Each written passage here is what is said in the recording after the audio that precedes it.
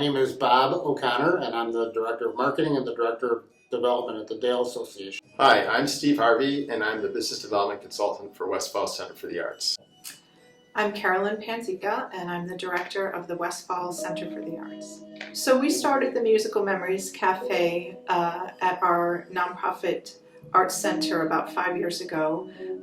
We have a lot of programs there that revolve mostly around music for veterans, for kids, for seniors, and just for the community in general, and this seemed like a really good fit. So I think we started in 2017 as a way to reach out to this certain population, people, families dealing with Alzheimer's and dementia, and using music to help those people.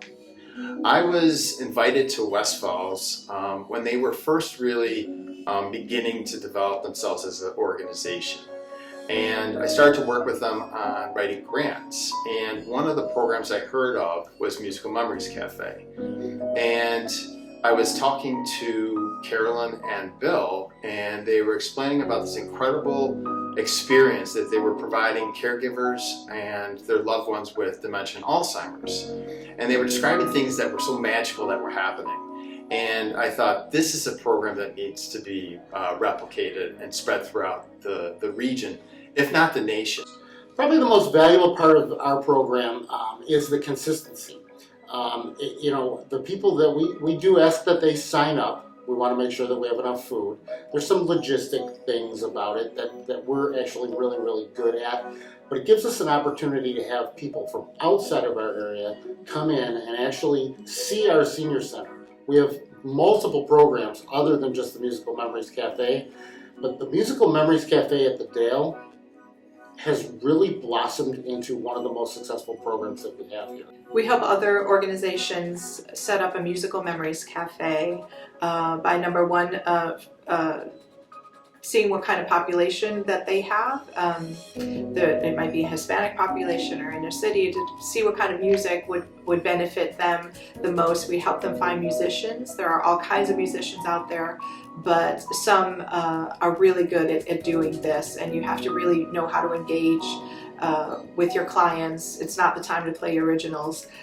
People want to know the songs that they know the words to, be able to dance and sing along. So we help them with all of that, as well as look at the space and make sure that it's coded correctly, make sure it's going to be set up for the kind of Musical Memories Cafe that they want to have. And of course we help them with grant language and marketing and materials and things like that. I used to care for my uncle 17 years, and it was very difficult. And if I had the opportunity to participate in this program and then bring him, I think it would have made a huge difference, not just in our relationship, but in my stress levels. I had no idea what was available out there.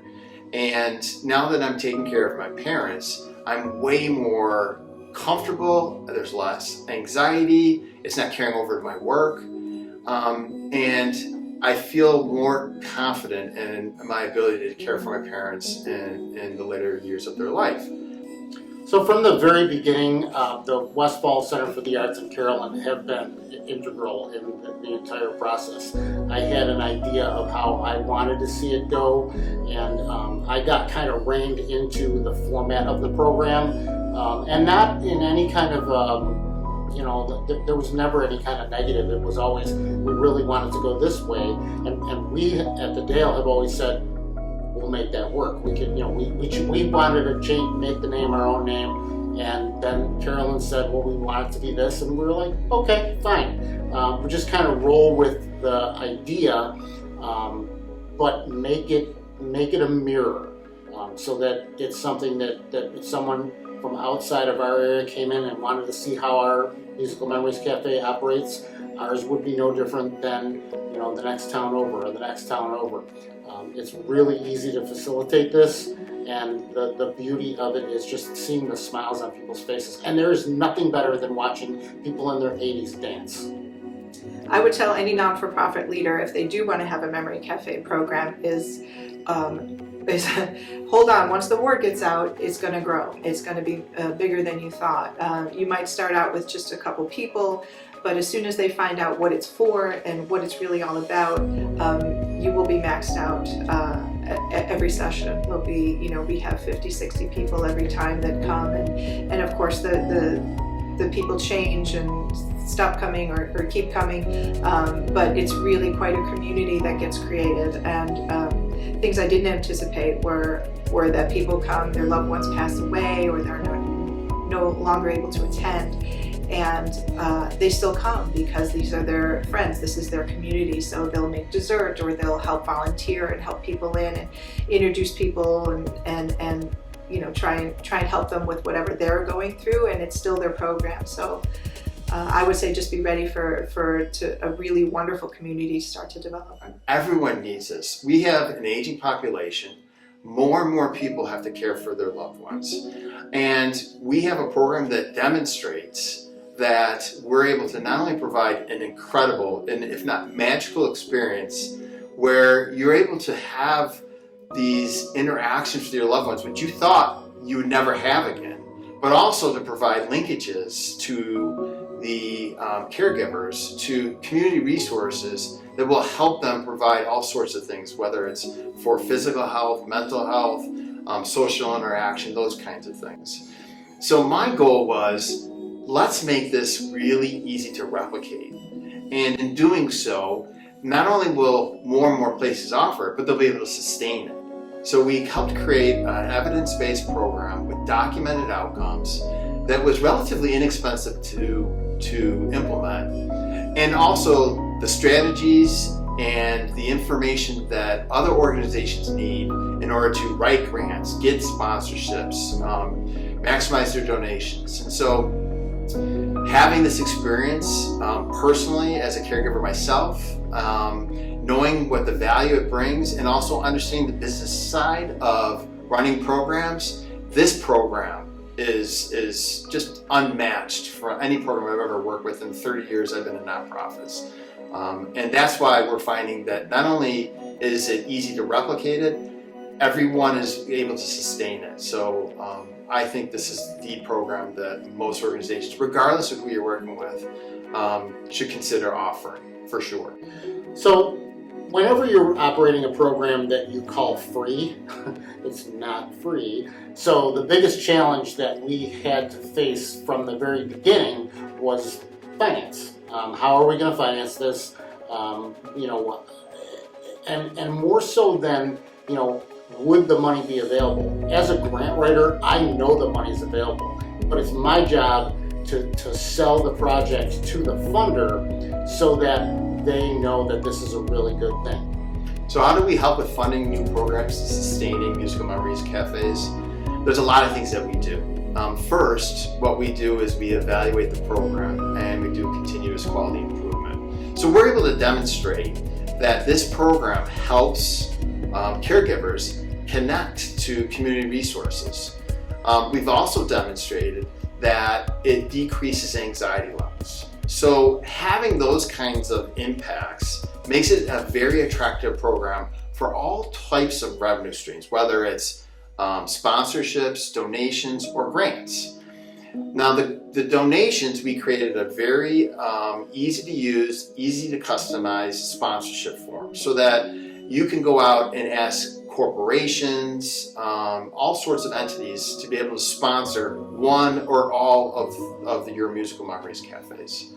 The other one is donations, and we are partnering with Memory Fox, which will help demonstrate for an organization the kind of impact they have on their participants, whether it's the caregivers or the loved ones with dementia or Alzheimer's. In doing that, you're able to maximize your donations. And then finally, we've created support documents on the licensee side of our website that details the project description, the need, where you can find more data on need depending on where you are in the state or the country, what the evaluation outcomes are, how you're going to evaluate it. And so we've basically provided the tools to write grants for our licensees. My specific hope for the future of this program is that it continues. It's a simple thing. I know that sounds really easy. It's not a cop-out. I think that this is a very important thing. The thing that we know about this disease is that 50% of the people in the country are going to get this disease in one form or the other, or they're going to care for someone who gets it. This is something, this Musical Memories Cafe is a very important thing for the people who are coming to it. It's a very important thing for the people, us, who are running the program. But there will probably, unfortunately, never be less people. So there will always be people that will need this. My hopes for the Musical Memory Cafe are that we help to redefine what respite actually is. It's typically something where people get dropped off and you go get some work done or go get some chores completed, and this is a shared respite, but no less important. In fact, sometimes more important, because we have many people that cannot do that kind of respite. So this is something that they can bring the whole family to. The grandkids come, the family comes, and it's this joyful moment that they get back that they maybe haven't seen in a couple years. I mean, we have people who are not communicative at home. They can't walk anymore, but they start dancing, or they sing all the songs with their family and they hold hands and everyone has a smile on their face.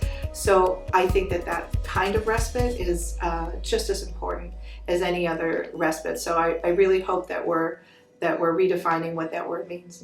You have an opportunity to bring people into your organization and provide them this experience that develops a connection to your organization. That's a big opportunity for these organizations when they host a Musical Memories Cafe. When you do that and you bring it in and you see what's happening during the event, you realize, oh my gosh, this is an incredible opportunity, and that you're providing something that is life-changing, that these individuals will never forget. And so when you experience that, that's the beauty of this program.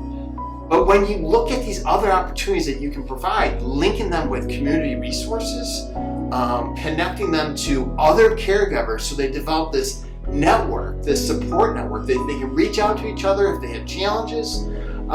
There's so much more to it than that 2 hours of experience that they have. And that's why this program is so effective. And then when you marry that with the fact that it's pretty inexpensive to implement, you've got yourself something that you can be very proud of, something that your organization and your staff can celebrate, and something that will grow and continue to be a powerful part of your program offerings. And so any organization, I think, whether it's a cultural, whether it's a community center, whether it's a senior center, it doesn't matter, faith-based organization, when you implement something like this, it changes the way that you interact with those people that are coming to experience it. And so what I want for this program is I want this available to everyone. I want people, no matter where they live, whether they're in the city of Buffalo, New York City, rural Fallsburg, in the mountains of Colorado, I want them all to have access to this because it's such a great program. And so my goal is that we have Musical Memories Cafes going on all across the country, that we develop this community that supports each other, and that we create these programs that live long into the future at these organizations.